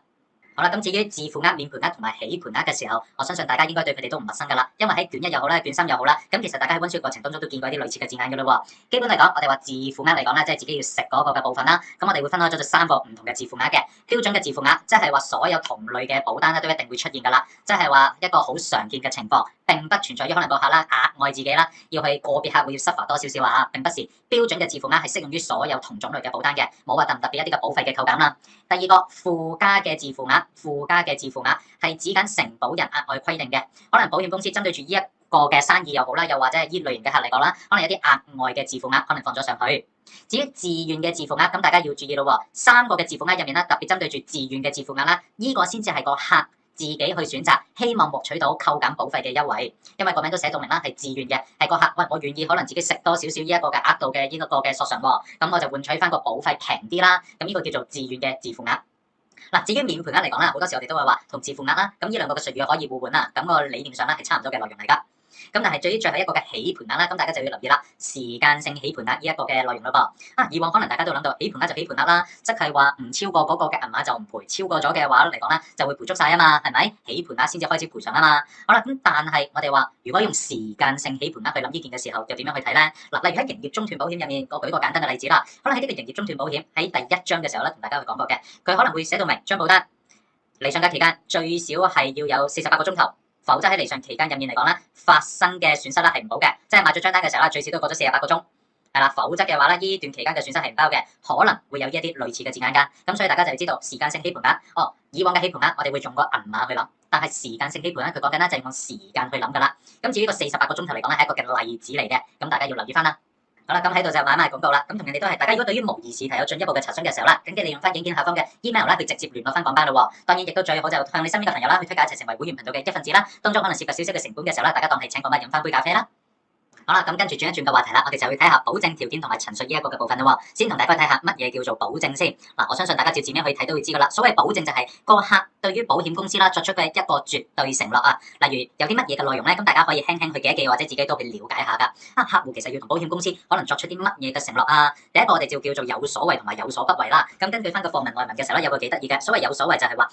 如果可能我買咗盜竊險嘅時候咧，咁就一定要開翻個警鐘啦，係咪？因為呢啲可能都係一啲嘅保安嘅措施啦。咁呢個客佢自己需要遵守住一啲嘅保證啊、承諾等等咯。即係有所不為就係啲乜嘢啊？咁佢舉咗個例子喎，譬如買咗火險，咁就唔好喺個受保處入面啦，即係喺自己個保障嗰個處所入面啦，係咁整一啲嘅易燃嘅液體入去啦。係啦，盡可能都唔好去增加個風險。咁呢啲都係我哋了解嘅嘢嚟嘅。咁當然啦，仲有其他嘅所謂保證，確認某啲事實嘅存在係指緊乜嘢咧？就係指緊就係話，你喺嗰張單入面，如果你真係有一啲嘅承諾作出咗嘅時候嚟講啦，咁嗰啲嘅申述又好啦，陳述又好啦，承諾又好啦，緊記一定要屬實，同埋自己都需要去遵守住啦。嗱，因為有一個好重要嘅概念就係，如果被保險人嚟講咧，就個客違反咗保證啦，保單嘅責任咧就會由違反當日開始啦，就會係取消咗噶啦。咁所以大家要留意住一樣嘢咯，唔係由個損失出現開始，然後就話先至去解除咗雙方嘅責任喎，並不是啊，係由個客違反咗保證，由違反日開始啦，已經係自動解除啦。呢一點係講巴希望大家特別要去留意嘅一個嘅地方。咁但係當然以往有好多人經常都會問到講巴啦，喂，講巴究竟個客佢幾時違反咗個保證？其實保險公司點會知道個確實時間啦？係咪？好多人經常都會咁樣去挑戰呢一個嘅位置嘅。咁但係講巴咁多年，我經常都會提醒大家記住一樣嘢，知唔知道係一件事，但係個説話都寫到明啦，係個客違反咗保證，保單責任就由違反日開始自動解除。至於究竟保險公司點樣去知道咧？呢個就唔喺我哋需要去了解嘅範疇入面啦。甚至乎究竟保險公司會唔會揾一啲嘅第三方嘅機構可能去調查咧？呢啲都有可能㗎。所以其實保證大家緊記住係一個十分之嚴格嘅一個嘅內容嚟㗎。而如果違反咗保證嘅時候，亦都唔一定要同個事故嘅發生啦有任何嘅因果關係㗎噃。因為保證緊記住個紅色字眼係被視為被保險人對於保險人所作出一項嘅絕對承諾。咁至於跟住兩個啦，條件同埋陳述啦，咁大家呢度咧都可以簡單去留意下嘅。嗱，考試唔係常出，不過港巴喺考試入面咧都曾經見過佢出過類似嘅題目㗎。譬如佢會問到啊，條件嚟講啦，係一個基本嘅條款啦，咁但係有啲乜嘢係屬於合約生效前就需要有嘅先決條件啊？或者佢會問有啲咩係保單生效後嘅條件等等呢一啲嘅，係啦，見過嘅考過㗎，咁但係大家都輕輕咁樣去了解下啦。合約生效前先決嘅條件，咁大家都知道啦，保險嘅世界入面一定係最高誠信啦，係咪？有問有答，唔問都要答啊嘛，呢一樣嘢，呢啲都係其實喺合約生效前嘅時候，甚至乎一開始咧要遵守住嘅條件嚟㗎。咁喺保單生效後之後有啲乜嘢嘅條件啊？有啲乜嘢需要遵守，有啲乜要留意啊？最簡單咪就係個客可能我真係轉咗個職業咯。本來可能我淨係做一個 office 嘅，係啦，做辦公室嘅，然後之後可能走再做吊船，使唔使同保險公司講啊？咁呢啲當然係需要同保險公司講啦，因為個風險可能唔同咗㗎啦嘛。再有嘅就係一啲嘅責任出現前嘅先決條件，舉多個例子啦，會唔會係張單入面可能都寫咗，如果出現咗個索償嘅時候，一定出咗個損失之後，一定要幾耐之內需要通知到保險公司咧？如果真係太遲通知嘅時候，有可能會影響到個索償嗰個嘅索唔索償得到嘅噃。因為如果可能今日出現咗個損失，但係我隔翻3、5、7年之後先走去同保險公司做索償嘅話，其實保險公司好多時我唔敢講100%，好多時都會 reject 呢啲相類似嘅索償㗎，因為可能真係隔得太耐啦，保險公司可能都無從稽據嘅時候無從去調查，咁所以都要留意住呢啲嘅時間嘅重要性啦。而且違反咗條件嘅話，仲有一點就係受屈嘅一方啦，有權將合約啦當作已經係廢除啊，並且同時尋求某些其他嘅補救。咁通常港巴都會叫大家去諗下，你覺得邊個係受屈嘅一方咧？究竟係個客定係保險公司係受屈一方咧？咁但係當然考試唔考乜嘢叫做邊個係受屈一方啦。咁但係呢個港巴就想留翻俾大家去諗一諗啦。好啦，咁跟住落去咧，陳述就係乜嘢？陳述即係講個內容俾保險公司聽啦，可以係口頭或者書面都得啦，係咪？對呢個風險具有重要性嘅陳述，需要係真實，咁而且亦都係實質上要係真實嘅啦，即係最少就係講嗰個人以佢嘅所知，以佢自己理解係需要真實啦，咁呢個就叫做陳述啦。好啦，咁跟住我哋換一換個話題啦，我哋就會睇下場外嘅責任。記住喺專業嘅世界入面，我哋需要學咗3個嘅場外責任㗎，分別係特定嘅場外責任、業界嘅場外責任，仲有通用嘅場外責任。嗱，呢3個嘅名入面咧，喺考試啦，通常都會考大家例子㗎，咁所以大家啦喺溫書嘅時候咧，都要記一記啲例子咯。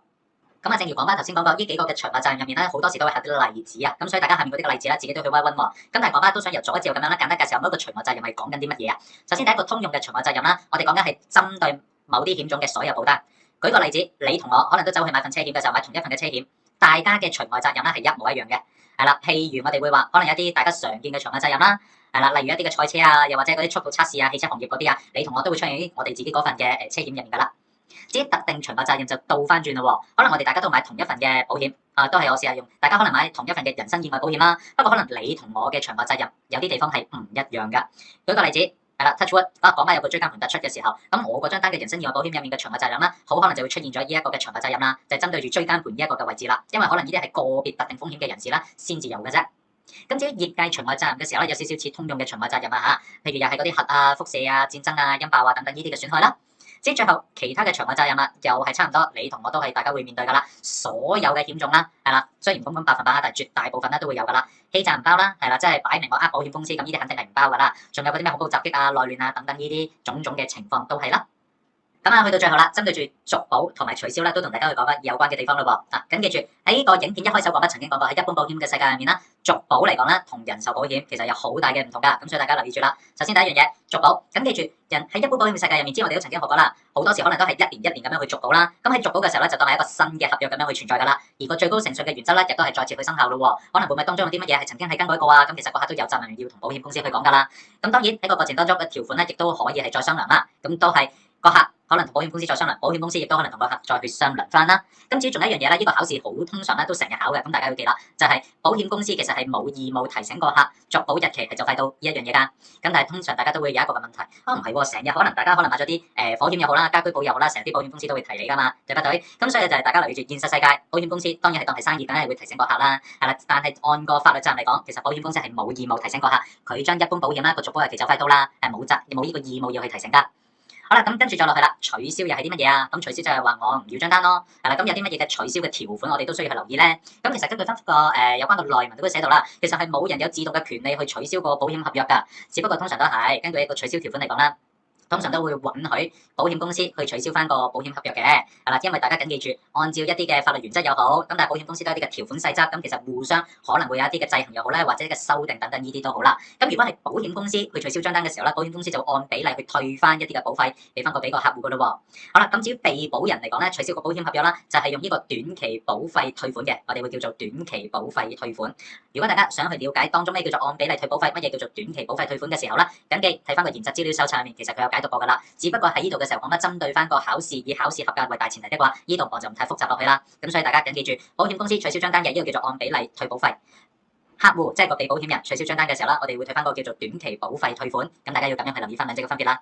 好啦，咁今次嘅影片咧，第二章嘅第三部分咧，咁爸爸都同大家去講埋咯喎。咁呢度亦都再一次恭喜大家啦！第一章同埋第二章嘅內容啦，咁大家應該都了解咗好多嘅內容㗎啦。我相信絕對可以幫得到大家去考呢個卷二嘅內容嘅。咁但係卷二嚟講咧，嚟緊仲會有第三同埋第四章啦，考嘅題數唔係好多。咁通常爸爸都會話喺呢個積分嘅一啲嘅章次啦。咁所以大家喺溫書嘅時候啦，最緊要都係攞埋呢啲嘅題數啦，唔好多係啦。每一章入面幫5題，你執2至3題都好啊，都可以大大咁樣去幫助你嘅考試㗎。咁喺下一次嘅時候咧，就將會同大家去針對住理賠嘅時候咧，有啲乜嘢需要去留意嘅地方咯喎。好啦，咁大家緊記住，如果覺得廣巴嘅影片幫得到手的話啦，緊記去訂閱翻廣巴嘅頻道。呼籲你身邊嘅朋友啦，一齊去成為會員頻道嘅一份子啦。對於模擬試題有進一步查詢的話，唔好怕醜，唔使尷尬，利用翻影片下方嘅 email 啦，去直接聯絡翻廣巴就可以啦。咁我哋今次嘅影片先嚟到呢一度。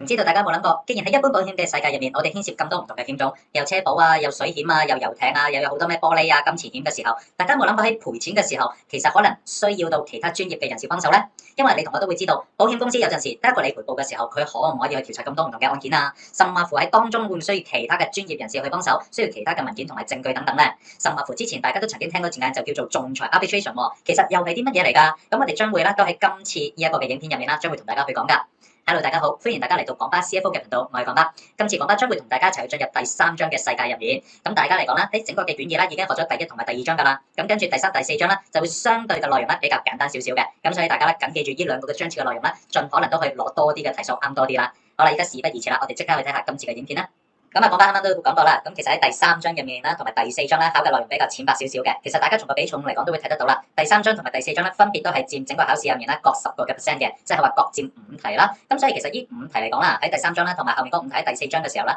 通常大家都會覺得好鬼簡單嘅。咁但係亦都有啲人嚟講咧係會鬆懈咗啊，因為你已經花咗太多嘅腦汁啦，花咗喺第1章入面啦，有剩餘嘅腦汁花埋喺第2章，咁由到第3、第4章咧就冇晒你嘅能量去溫書啊。咁但係講翻都會話翻俾大家知一啲重點字眼嘅地方嘅，咁盡可能喺大家剩餘少少嘅腦入面嘅力量嘅時候咧，都係記住一啲重點嘅字眼啦，特別係一啲成日考嘅，可能一啲嘅個別嘅專業人士啦，同埋保險嘅索償投訴局佢處理嘅內容，佢嘅權力範圍入面啦，大家都要去留意住啦。咁其實我哋睇晒成個第3章關於理賠嘅時候咧，最主要分開咗做2個嘅部分嘅啫。第一個嘅部分就係究竟乜嘢先至叫做有效嘅索償咧，同埋保險金嘅要求究竟需要有啲乜嘢要去遵守啊？例如就係話點樣先至構成有效嘅索償，同埋如果真係無效索償嘅時候啦，通常會牽涉到乜嘢嘅情況底下咧？仲有啲嘅文件嘅證據，乜嘢嘅文件可能會出現喺索償嘅程序入面啦？仲有就係話相關專業人員嘅職能，我哋通常都會話啦，有火險、有工程險、有水險等等呢啲，可能我哋都需要其他專業嘅人士或者公司嘅幫手嘅喎。咁嗰啲人士究竟嘅職能係做啲乜嘢啊？因為佢哋都有可能牽涉到喺賠錢啊、調查等等呢啲嘅過程當中噶嘛。咁呢個就會喺第一個部分大家需要了解嘅。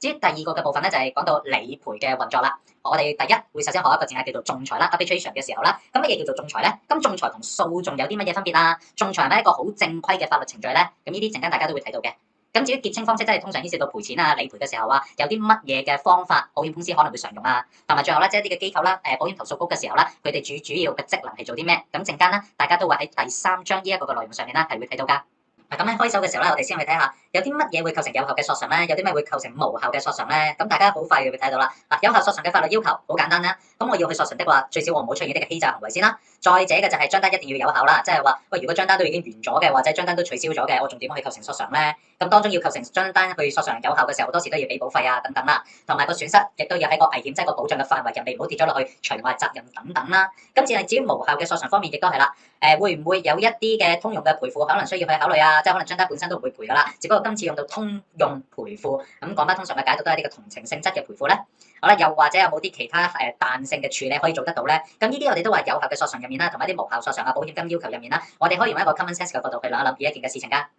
而喺當我哋做索償嘅時候，都要留意翻一啲嘅保單嘅條文嘅要求喎。咁但係當然呢一啲嘅內容唔係話特別深入啦。最主要就係你索償，第一你梗係要通知翻保險公司啦，同埋究竟有冇通知嘅時限咧？咁喺度嘅時候講翻通常嘅例子啦，就係大家都可以留意翻自己嘅醫療保險啊。醫療保險入面通常都會有一啲嘅時間啦，係需要同翻保險公司去講噶，大家都去留意住咯噃。第三嘅就係話啲索償保險金嘅要求通知時限，即係頭先講翻所講嘅內容啦。因為延遲報告嘅時候啦，有可能會令到保險公司會拒絕有關嘅賠償噶。咁但係有一個嘅注，大家要留意啊，喺呢個強制性嘅險種或者業務入面啦，延遲嘅報告冇得俾保險公司作為一個嘅理由去拒絕第三者嘅索償啊呢一度。咁所以通常我哋作為第三者嘅時候咧，呢啲就唔需要太過嘅擔心嘅。好啦，再者嘅就係被保險人嘅責任，自己要留意翻有冇違反咗自己本身一定要有嘅責任啦。最基本可能要俾保費啊等等呢啲嘅內容啦。好啦，解決糾紛有冇啲未解決嘅糾紛啊？又或者喺後面陣間講到一啲仲裁嘅時候咧，都需要留意同樣嘅嘢㗎。會有啲已經進入咗法律嘅程序入面咧。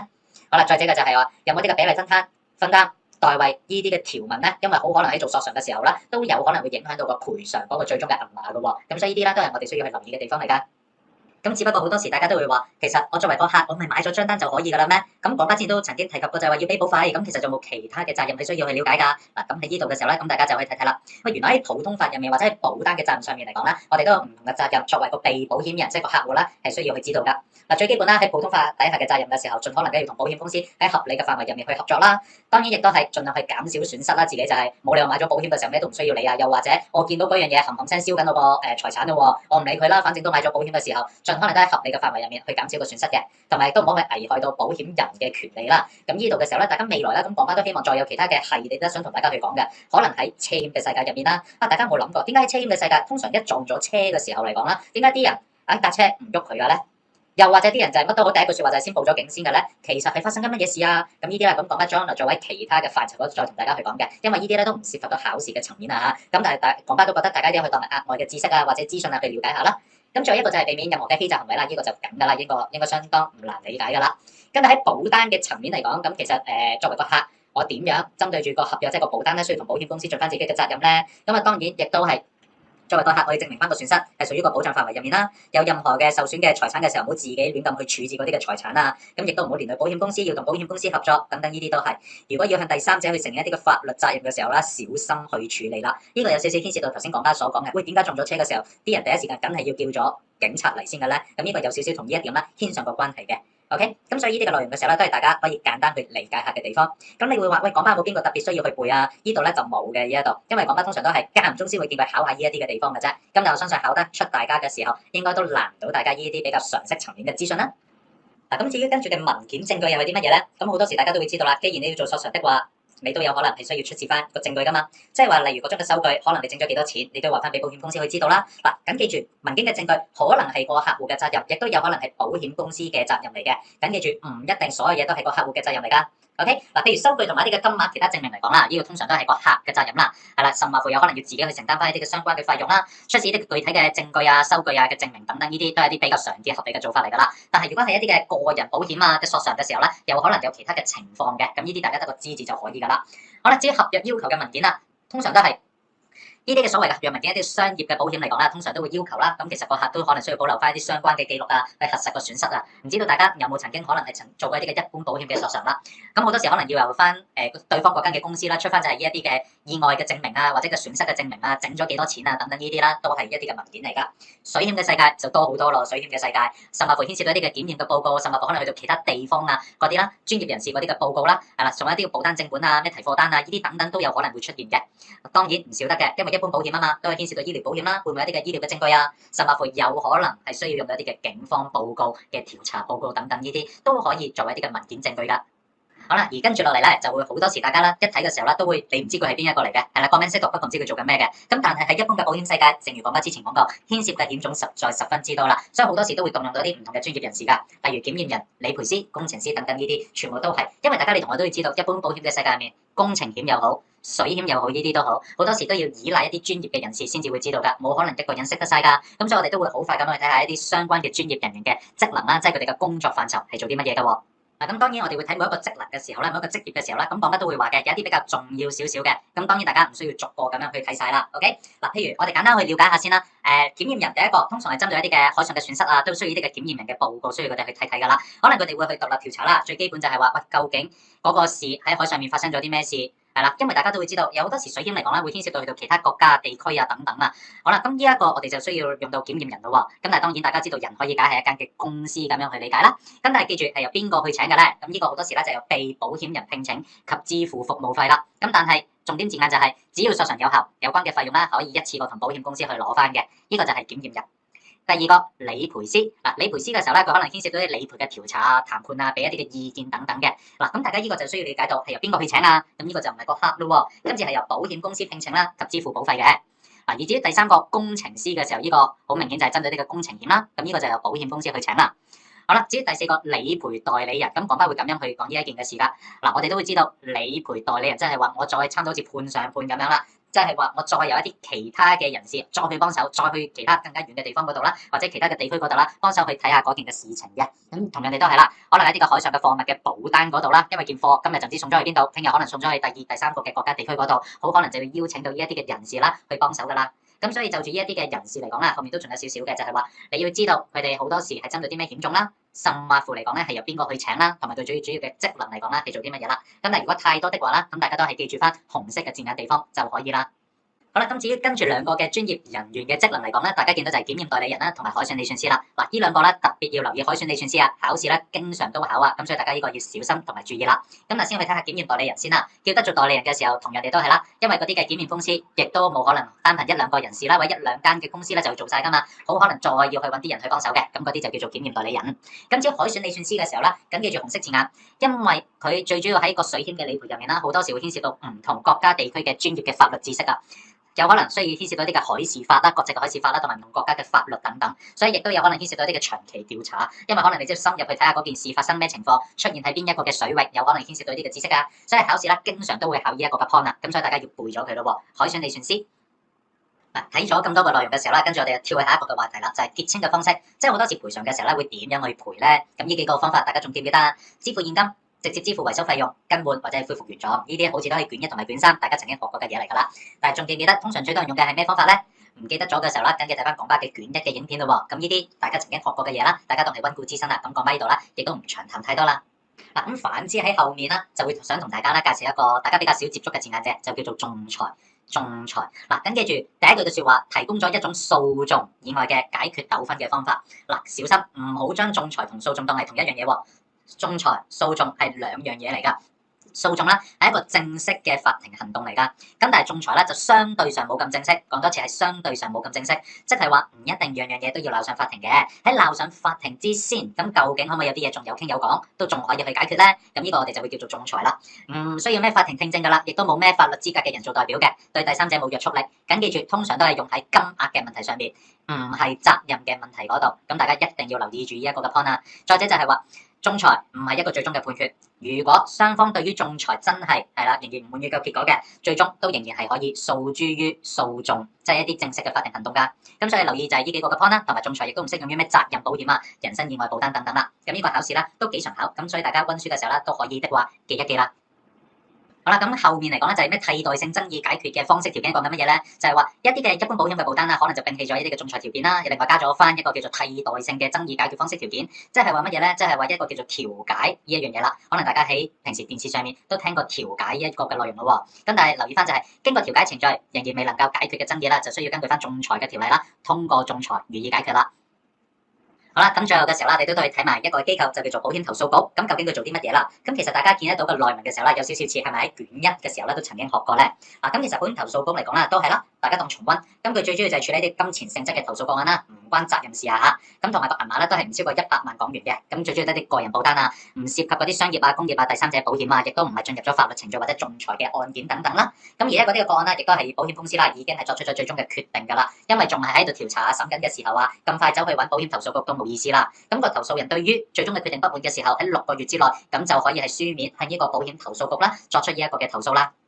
咁而至於最後呢一度嘅時候咧，都會講到嘅。咁其實保險投訴局啊，都推出咗一啲嘅調解嘅服務等等啦，處理同於索償無關，但係涉及金錢性質嘅保險糾紛等等呢啲嘅內容。咁但係最主要大家要記住嘅係乜嘢咧？從保險投訴局係啦所備存嘅，有呢啲相關經驗啊，嗰啲資格嘅調解名單入面，選擇調解員進行調解，投訴人係不用付費啊。咁大家要記住呢一個 point 就可以啦。咁至於下面嗰啲嘅職權嘅範圍，大家輕輕去摸一摸，同埋自己去增長下自己嘅知識就可以啦。最主要就係記住翻呢啲紅色嘅字眼嘅地方。咁所以講翻啦，都希望呢啲啦可以幫得到大家考試啦。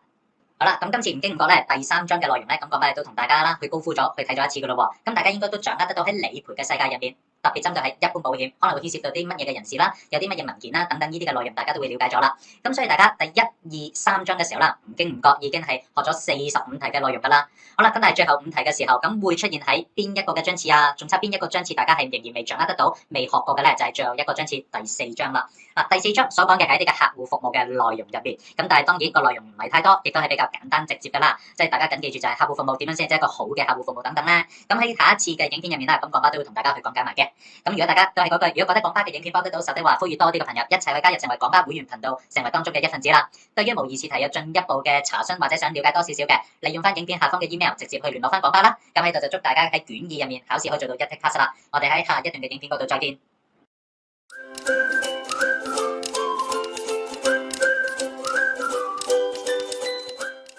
Hello，咁多位會員大家好，歡迎大家嚟到講巴 CFO 嘅頻道，我係講巴。今次講巴將會同大家一齊睇埋卷二入面嘅第四章嘅內容啊。嗱，咁但係大家當喺溫第四章嘅時候啦，咁緊記住壓力啦係可以放鬆少少嘅，因為最主要第四章啦通常都係一個送分嘅章次啊。不過嚟到第四章嘅時候啦，講巴都先俾少少掌聲俾自己啦，因為大家睇到嚟呢度的話啦，相信之前嘅所有其他嘅卷啦，又或者係卷二其他嘅章次啦，咁大家已經係全部睇過晒噶啦。咁但係睇完呢個章次啦，唔好咁快就話，講巴即刻 unfollow 你啦，係啦，已經冇作用啦。嗱，我成日都會話考卷係第一步嘅啫，咁但係嚟緊有冇啲咁嘅系統咧？係啦，我點樣去見客？點樣去揾客？我點樣做 coaching？甚至乎我點樣去分析產品？我作為個客又好，作為前線又好，我作為前線，我知道點樣同個客講。我作為個客，究竟個前線有冇呃我咧？咁呢啲講巴將會慢慢喺高級會員頻道同埋講巴同學會入面啦，同大家做分享嘅喎。咁所以大家要密切留意住啦。如果大家覺得講巴嘅內容幫得到手的話啦，咁記住去訂閱翻講巴嘅會員頻道咯，成為當中嘅一份子啦。咁當中少少嘅成本咧，就當係請講巴飲翻杯咖啡啦。好啦，依家事不宜遲啦，我哋即刻去睇下今次嘅影片內容。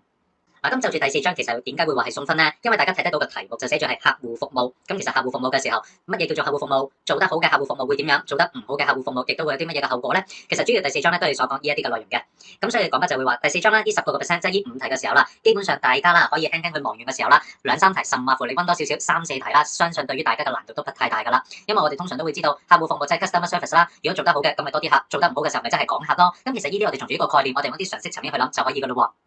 咁但係我哋大家都會知道，喂，點解客戶服務係咁緊要咧？咁但係當然亦都有啲地方咧，咁大家要去記一記同埋背一背嘅。嗱，咁首先就係話，我哋會話喺個保險世界入面嚟講啦，咁其實客戶服務咧係相當之緊要啊！大家都會知道，咁其實喺香港咧都有好多唔同嘅保險公司啦。你做得好嘅客戶服務，人哋嗰間做得冇咁好，你賠得快啲，人哋冇賠得咁快嘅時候，都好有可能會影響客戶嘅觀感㗎。咁但係同一時間，客戶服務係咪淨係單淨係影響我哋所講嘅客戶，即係我哋嘅 client 咧？咁其實仲有冇會體現服務呢一樣嘢喺其他方面嗰度嘅咧？咁大家可以留意以下3個嘅方面，譬如喺公司嘅內部嚟講啦，公司嘅內部其實客戶服務啦，咁公司當然亦都好多嘅政策聲明啊，係規範咗，除咗代理人以外或者 agent 以外啦，甚至乎本身嘅員工咧都係呢方面嘅資訊係提供㗎。咁至於保險業方面啦，對於個業界嚟講啦，咁大家內部又好，業界自己都好，亦都有好多呢啲嘅客戶服務資訊啦，即係大家應該點樣去做好少少啊，自我規管好少少啊。對於個監管嘅機構嚟講咧，第3個方面啦，當然更加會出手啦，因為我哋都會知道保險業亦都係金融服務當中一個重要嘅一環，所以做得一個好嘅客戶服務嚟講咧，亦都係提升一個形象嘅措施嚟㗎。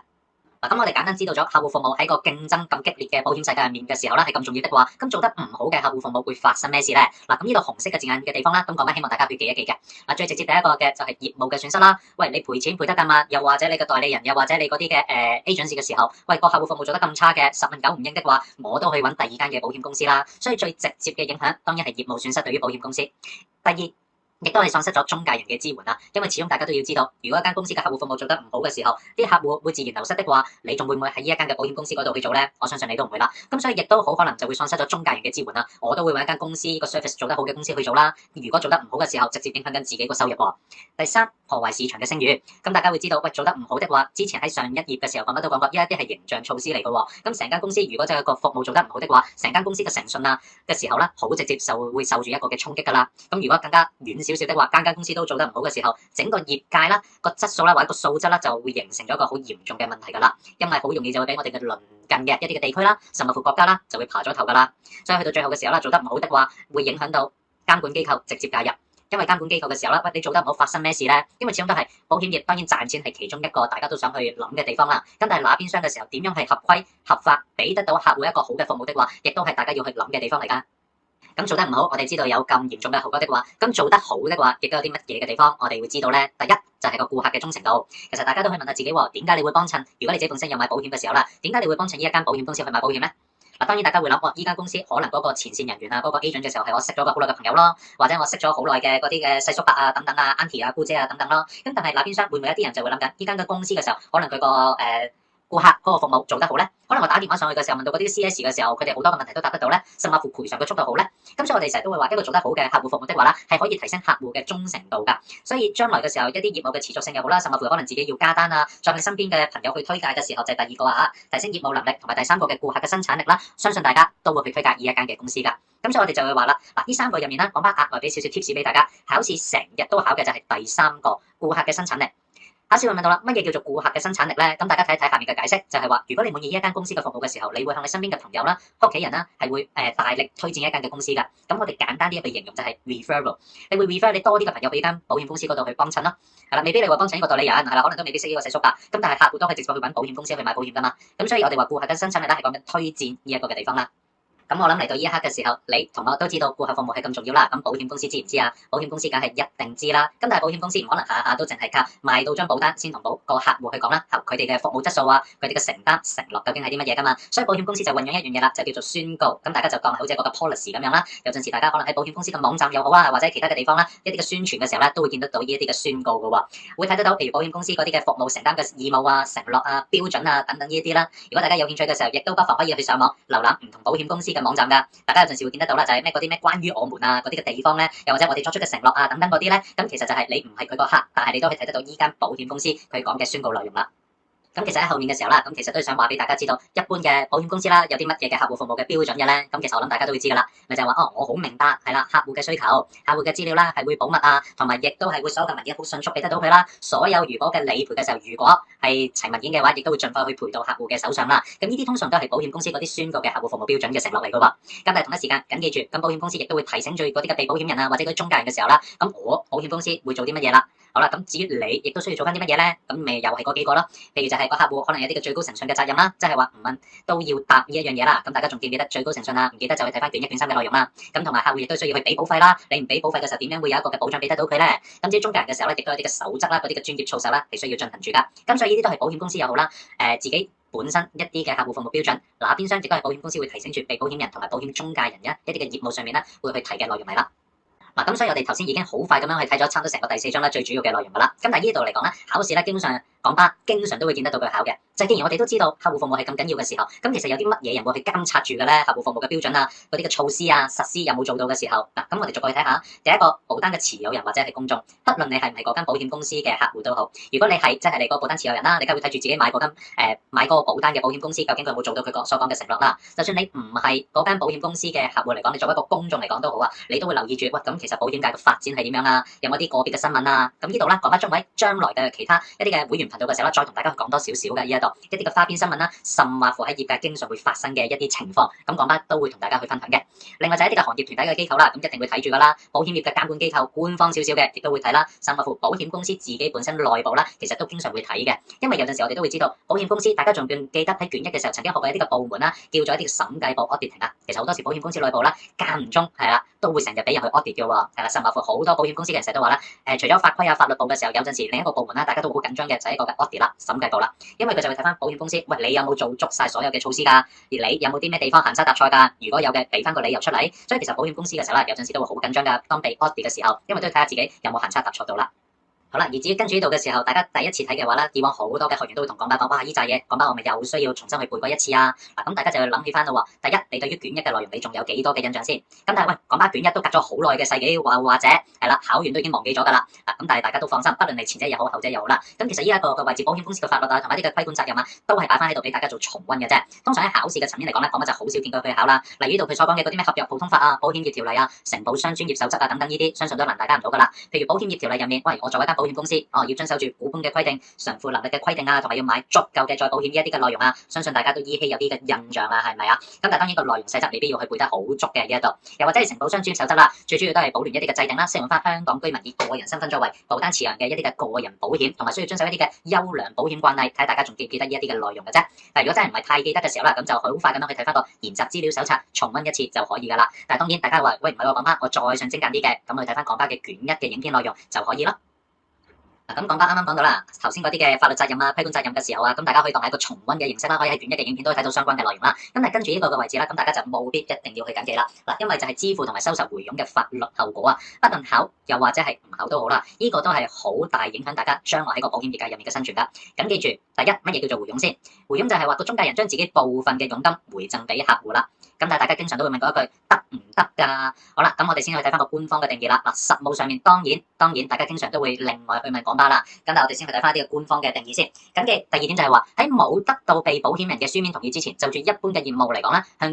向其僱員等回佣嘅時候，屬於標準代理合約嘅最低要求所禁止嘅事項。喺某啲嘅情況底下，更加會構成賄賂同埋貪污。亦都係會嚴重影響緊中介人嘅報酬嘅制度等等㗎，所以通常嘅代理合約都係毫不例外地嚴禁回佣，所以通常大家呢啲嘅地方咧都唔需要點樣諗㗎啦，都係嚴禁㗎啦。OK， 但係當然大家如果就住，喂，會唔會我間公司有個別唔同嘅做法啊？咁你咪請教翻你嘅上線啊，你自己嘅公司啦。哇，我可唔可以有冇回佣呢一樣嘢㗎？係啦，咁我都可以話俾大家知啦，十居其九啦，實物當然唔敢講100%啦，係啦，都係禁止㗎啦，因為文章都會寫到代理合約毫不例外地都會嚴禁回佣嘅，呢啲嘅做法啦，都會被視為嚴重地違反咗合約條件，所以大家緊記住呢一啲嘅操守啦。因為大家你其實每一年嚟講啦，就住個保險代理合約啦，通常都會有一啲嘅法規嘅要求，可能你要去更新啦，通常都會重溫又重溫呢一啲嘅地方㗎，有啲乜嘢應該做，有啲乜嘢係絕對唔可以做，所以大家喺每年大家去重溫呢啲內容嘅時候咧，大家自己都要去留意下啦。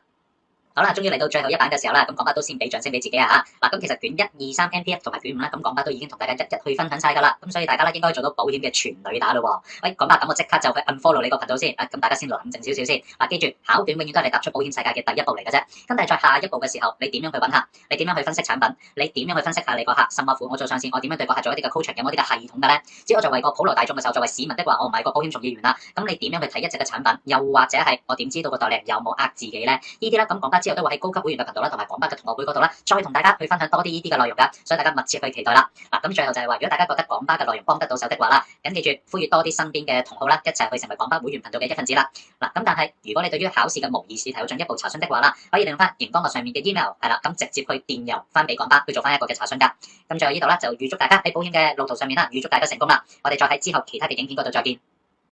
Hello， 大家好，我係廣巴。嗱，咁今次呢個影片最需要想同翻大家講係乜嘢咧？過去幾個月嘅時候咧，咁廣巴都不約而同咧收到一啲嘅朋友仔越嚟越多人查詢啦，就係喂，廣巴，香港汽車保險局咧個保費徵費究竟係幾多個嘅 percent 嘅咧？咁廣巴最初咧都不以為然嘅，咁但係近排越嚟越多嘅朋友仔去問到嘅時候啦，咁廣巴都想去提醒翻啦。如果大家去睇翻呢一個嘅研習資料手冊的話啦，咁其實香港汽車保險局啦，根據研習資料手冊啦，佢已經係指出咗係乜嘢咧？本身個研習資料手冊啦，佢所寫嗰1% 啦，係更正翻去3個嘅 percent 㗎。係啦，咁只不過我相信好多嘅朋友仔啦都會參考翻廣巴嘅影片嘅時候啦，咁我都特意去整翻呢一個嘅影片啦，去修訂翻呢一個嘅位置啦。所以大家喺溫書嘅時候啦，緊記翻。係3個嘅 percent 咯喎，咁但係當然亦都喺背後啦，咁廣巴會有個小 hint 俾翻俾大家啦。咁既然人哋都特別去強調翻係3個 percent 啦，咁都有多嘅朋友仔去問嘅時候，當大家係溫書的話啦，特別可以去記多少少呢一個嘅 point 啦。